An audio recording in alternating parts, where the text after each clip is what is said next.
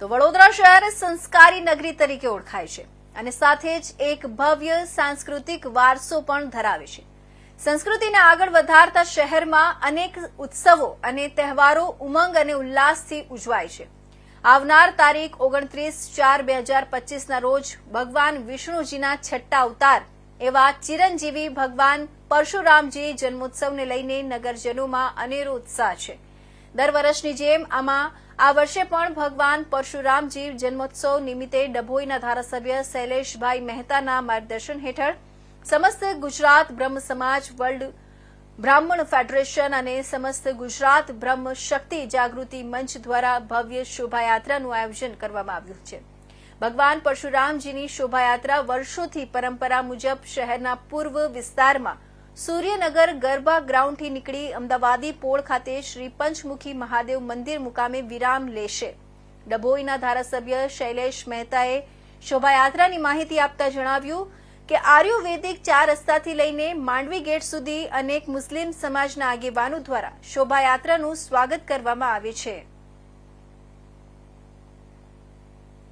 વાઘોડિયા રોડના તો છે જ, ન્યૂ હેવન સ્કૂલના અમારા સ્ટુડન્ટ પણ છે જૂના, અને અત્યારે એમના માટે આપણા માટે ગૌરવની વાત કેમ છે કારણ કે એમના અસંખ્ય અવધૂત સ્ટુડિયો છે એમનું, એ રંગ અવધૂત દાદાના પરમ ભક્ત છે અને અવધૂત સ્ટુડિયો નામથી એમણે શરૂઆત કરી હતી એમના કેરિયરની, અને એમાં અત્યારે કલર્સ ટીવી પર આવતી ઘણી બધી સિરિયલ્સ કે ગુજરાતી મૂવીઝ કે હિન્દી મૂવીઝમાં એમના ખૂબ બધા સોંગ્સ બનાવેલા એક બધા ખૂબ સરસ રીતે માણી રહ્યા છે। તો આપણે પણ બીજુભાઈ માટે અને રંગદત્તભાઈ માટે અમને બધાને ગૌરવ છે, અને બ્રહ્મ સમાજ માટે એમની આ સવિશેષ લાગણી, અને રસ્તામાં જતા હતા એમને ખબર પડી કે શૈલેષભાઈના ત્યાં બેઠક છે બ્રહ્મ સમાજના પરશુરામ દાદાની, અને એ સ્વયં ત્યાં આવી અને એમણે એમની જાતે ઇનિશિયેટિવ લઈને આ કામ કર્યું છે। તો અમારા બધાને ખૂબ ખૂબ શુભકામનાઓ। આની સાથે સાથે પહેલગામમાં જે શહીદો છે એને યાદ કરીને આપણો જે આક્રોશ છે એ આક્રોશ પણ લોકો રજૂ કરી રહ્યા છે। ત્યારે તમામ શોભાયાત્રામાં ભાગ લેનાર કાળી રિબિન બાંધીને નીકળશે સાથે, એટલે જે શોકનું અને જે રોષ આપણે વ્યક્ત કરવાનો છે, જે સંદેશ આપવાનો છે, એ સંદેશ પણ કાળી રિબિન બાંધીને આપવામાં આવશે।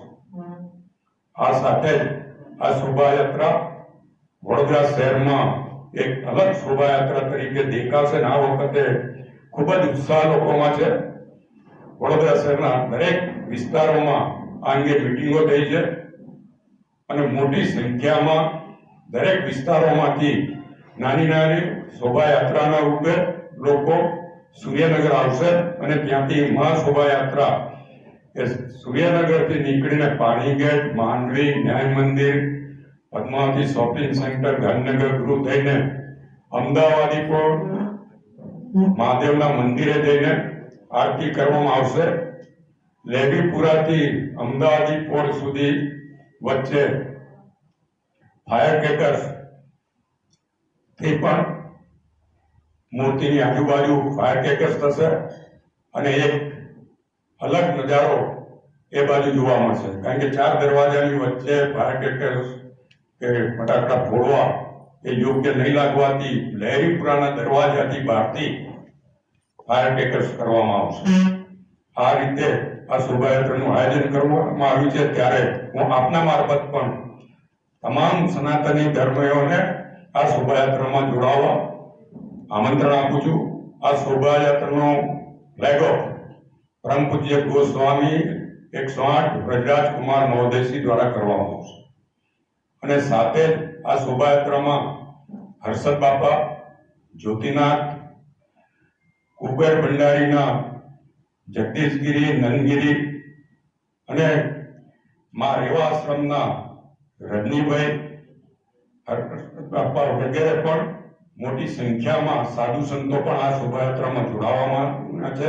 સાથે વડોદરા શહેરના તમામ ચૂંટાયેલા આગેવાનો અને અન્ય તમામ આગેવાનો પક્ષાપક્ષીના ભેદભાવ વગેરેમાં જોડાશે, જેમાં તમામ ધારાસભ્યો, સાંસદ, માજી સાંસદ તો બ્રહ્મ શક્તિના મહામંત્રી પણ ગુજરાતના, અને એમનો તમામ વખતે અમને સહયોગ રહ્યો છે.